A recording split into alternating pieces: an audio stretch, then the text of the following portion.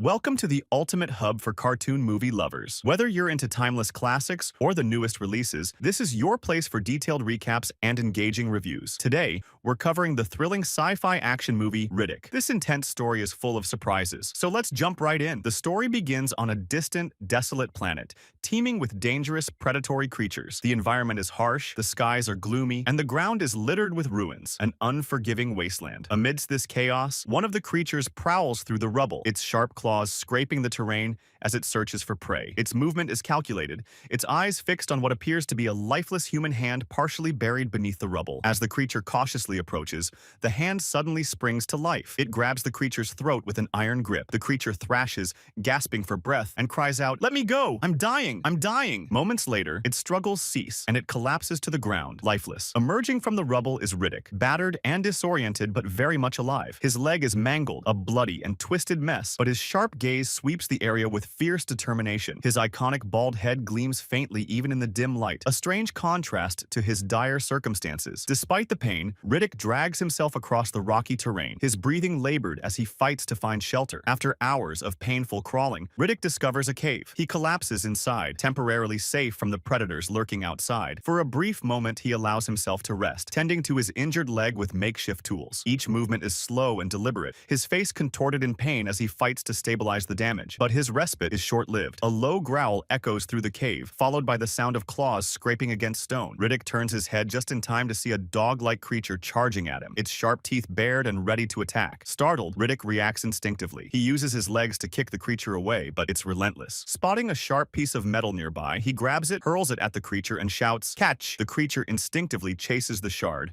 giving Riddick a moment to regroup. However, the danger is far from over. Later, the same dog returns, this time with its entire pack. Their growls fill the air, and their eyes glint with predatory intent as they close in on the cave. Riddick hides in the shadows, his breathing shallow and controlled. The tension is thick as the pack prepares to attack. But before they can strike, a massive creature emerges from the water within the cave. It grabs one of the dogs and drags it into the depths. The remaining dogs, terrified by the sight, flee into the night, leaving Riddick in silence once more. As the chaos subsides, Riddick rests under a weathered statue inside the cave. Its crumbling features seem to tell a story of a forgotten time. As he stares at the figure, memories flood his mind, taking us back to his past. We learn that Riddick once ruled an entire planet. He rose to power by defeating King Marshall, as per the customs of that world. Kill the ruler and you become the new king. Under his rule, Riddick established dominance and order. But his trusted army commander Zako harbored ambitions of his own. One day, Zako approached Riddick with a tempting offer. "I've found your home planet," he said, his voice dripping with false sincerity. "The one you've been searching for all these years." Riddick's eyes lit up with rare joy. "Are you serious? After all this time? I owe you for this, Zako. Take me there immediately." Feigning loyalty, Zako arranged for Riddick's journey. But upon arrival, Riddick quickly realized he had been deceived. This was not his home planet. It was a hostile wasteland, crawling with deadly creatures. Zako abandoned him there, leaving him to die. To make matters worse, he left Riddick in the company of Jackson, a deformed man tasked with ensuring his demise. Jackson wasted no time, drawing his weapon and aiming it at Riddick. But Riddick, ever resourceful, grabbed a handful of sand and said, "For the first time, sand will end your lives." He used the sand to blind Jackson and his men, swiftly killing them one by one. Jackson, desperate to gain the upper hand, fired at the ground beneath Riddick, causing the edge to collapse. Riddick plummeted into the depths below, disappearing from sight. Believing him dead, Jackson left the planet. But Riddick survived. As we saw in the opening scene, he emerged from the rubble, battered but alive, and began the arduous process of adapting to his new environment. Riddick's journey of survival began with capturing one of the pups from the pack that had attacked him earlier. Over time, he raised the pup, finding companionship and loyalty in the lonely, hostile world. Together, they navigated the planet's many dangers, forming an unbreakable bond. To ensure their survival, Riddick injected both himself and the pup with small doses of scorpion venom. This calculated move built their immunity, ensuring they wouldn't fall victim to the planet's venomous creatures. Days turned into weeks, and the pup grew into a strong, dependable dog. One day, the dog howled at the sky, a warning of an impending storm. Riddick looked up, understanding the gravity of the signal. Heavy rain was coming, and with it, a new wave of danger. Ferocious creatures that would rise from the ground. Determined to survive, Riddick and the dog walked for hours, eventually stumbling upon an abandoned space station. Inside, Riddick found a transmitter. With a flicker of hope, he devised devised a plan. He would send out a distress signal,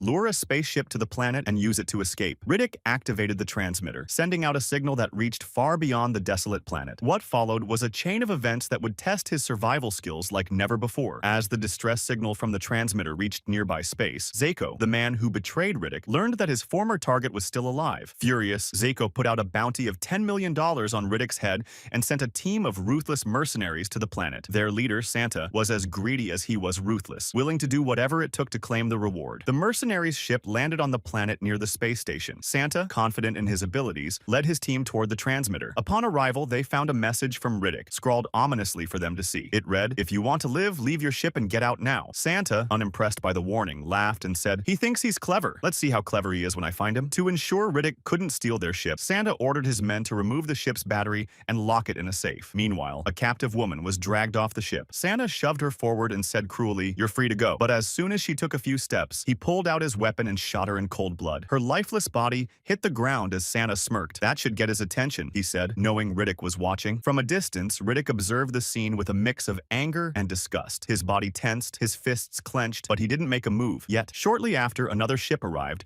carrying a second group of mercenaries. Their leader, Johns, had a personal vendetta against Rيdيck. "He killed my son," John said, his voice heavy with emotion. Santa, seeing competition, scoffed, "I got here first. I'll kill Rيdيck and take the reward." Johns shook his head. "I'm not here for the bounty. I want answers. I want to know why he killed my son." Night fell, and the mercenaries set up camp near the space station. Their equipment, state-of-the-art and precise, scanned the area for any sign of Rيdيck. Suddenly, the devices picked up movement. A dog. "It's just a mutt," Santa dismissed, waving his hand. But this was no ordinary dog. It was Riddick's loyal companion, and it had a mission. The dog snuck into the camp and stole a crucial control device before running back to Rيddick. With the device in hand, Rيddick disabled the mercenaries' equipment, plunging their camp into chaos. Santa, annoyed but unshaken, barked orders to his men. "The devices are down. Looks like we're hunting the old-fashioned way." Johns, ever cautious, warned Santa about possible traps around the area, but Santa, arrogant and dismissive, waved him off. "Traps? Please, he's just one guy." Moments later, one of Santa's men triggered a trap, dying instantly. Santa, now visibly shaken, ordered his remaining men to retreat to the camp. "We'll regroup in the morning," he said, trying to mask his fear. The next day, the two groups of mercenaries argued over their next move. Santa, determined to assert his dominance, came up with a new plan. He attached a GPS tracker to Riddick's dog, hoping it would lead them to its owner. They followed the dog to Riddick's cave but found no sign of him. Frustrated and confused, they decided to return to their camp. Little did they know, Rيddick had already infiltrated the camp and accessed the safe. He left a note that read, "I have the ship's battery. If you want to live, give me a ship." When Johns read the note, he was shocked. Santa, however, laughed and said, "Don't worry, the key is with me." Johns snapped, "Then what are you waiting for? Open it." Santa opened the safe and found the batteries exactly where they were supposed to be, or so he thought. Moments later, a noise distracted them. They left the safe unattended to investigate, giving Rيddick the perfect opportunity to strike. By the time they returned, the batteries were gone. Santa was livid. "Without those batteries, we're stuck here," he shouted. Johns, realizing the gravity of the situation, said, "We need him alive. He's the only one who knows where the batteries are." Later, Rيddick approached them himself. He walked into the camp with his usual confidence and said, "Let's make a deal. If I sense any betrayal, you'll regret it. I have the batteries, and if I die, you'll never leave this planet." Johns, intrigued, asked, "What's the deal?" Rيddick replied, "Give me a ship and I'll give you the batteries. Take it or leave it." Santa, seething with rage, said,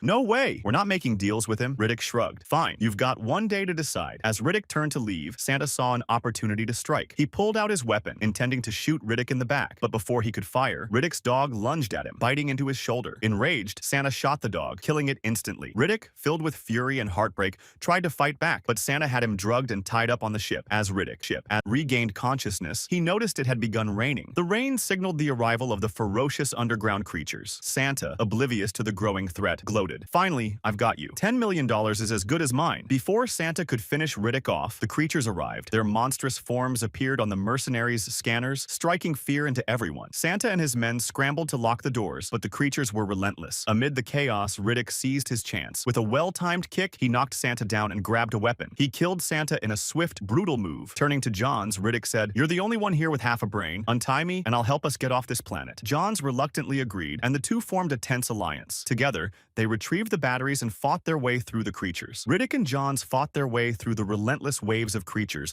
but the odds were overwhelming. Their ammunition ran low, and the creatures seemed to grow more aggressive with every passing moment. Despite the chaos, they pressed on, determined to survive. The two mercenaries found a pair of motorcycles at the camp, using them to make a desperate dash toward the hidden location of the ship's batteries. As the engines roared to life, the creatures pursued them, their screeches piercing the air. Rيديك, despite still feeling the effects of the drug Santa used on him, fought to stay focused. After a grueling ride, they reached the spot where Rيdيك had buried the batteries. He quickly began digging with his hands, every second feeling like an eternity as the creatures closed in. Finally, he unearthed the batteries and handed them to Johns. But just as they prepared to leave, one of the mercenaries, Diaz, revealed his true colors. "Hand them over," Diaz demanded, his weapon trained on Johns and Rيdيك. "What are you doing, Diaz?" Johns asked, his tone sharp with disbelief. Diaz smirked. "The reward's too tempting to split. I'll take the batteries and turn you both in." Before Diaz could act, Rيdيك lunged at him. The two engaged in a fierce hand-to-hand battle. Diaz, fueled by greed, fought ruthlessly, but Rيdيck's survival instincts gave him the edge. With a final, brutal move, Rيdيck delivered a fatal blow to Diaz, leaving him lifeless on the ground. But Diaz managed to get one last act of sabotage. Before he died, he fired at the motorcycles, disabling them. With their transport destroyed, Rيdيck and Johns were left with no choice but to continue on foot. Rيdيck looked at Johns and said, "Stay sharp. From here on, it's going to get worse." Together, they grabbed their weapons and began the treacherous journey back to the ship. The creatures were relentless, their numbers growing as Rيdيck and Johns fought their way through. Each encounter pushed them closer to exhaustion. Rيdيck, still weakened from the drug, began to falter. His movements slowed, and his breathing grew heavier. Finally, his body gave out, and he collapsed to the ground. Johns, clutching the batteries, hesitated. He looked at Rيdيck, torn between self-preservation and guilt. After a moment of internal struggle, Johns chose to leave Rيdيck behind and make his way to the ship alone. As Johns disappeared into the distance, Rيdيck dragged himself to the edge of a nearby mountain. The creatures swarmed around him, their sharp teeth and claws ready to strike. Rيdيck, summoning the last of his strength, prepared to defend himself. He fought valiantly, but the sheer number of creatures overwhelmed him. Just as the creatures were about to deliver the final blow, a deafening sound filled the air. Gunfire erupted, driving the creatures back. Rيdيck, barely clinging to consciousness, looked up to see the spaceship hovering above him. Johns had returned. The ship's doors opened, and Johns stepped out, firing at the creatures to clear a path for Rيdيck. He shouted, "Get up! We're not leaving without you!" With renewed determination, Rيdيck staggered to his feet and made his way to the ship. Once aboard, he collapsed into a seat, his body finally giving in to exhaustion. Johns tended to Riddick's wounds as the ship ascended. "You killed my son," Johns said, his voice heavy with emotion. "I need to know why." Rيddick, his voice faint but steady, lied. "I didn't kill him, I swear." But deep down, both men knew the truth. Once Rيddick recovered enough to move, he prepared to leave. "Thank you," he said to Johns, his tone sincere but guarded. "Don't thank me," Johns replied. "Just make sure this ends with you." Rيddick took the ship and returned to his planet. Upon landing, he was greeted by Jackson, the man who had betrayed him and left him to die. "You're back?" Jackson sneered. "Why didn't you stay buried?" Riddick's eyes burned with fury. "Where's Zako?" Jackson laughed. "Zako's gone. Fako took over after you and now he's in the underworld, executing his plan to control the entire universe." Riddick's hand moved like lightning, drawing a knife and plunging it into Jackson's chest. "Betray me once. Shame on you. Betray me twice. Well, you don't get that chance." As Jackson fell lifeless to the ground, Riddick turned his gaze toward the underworld. His eyes narrowed with determination. "This isn't over," Riddick muttered. "Not by a long shot. With this, the movie ends." If you liked the video, subscribe to the channel and activate the notification button so you never miss an updates. See you in the next video. See you in the next movie.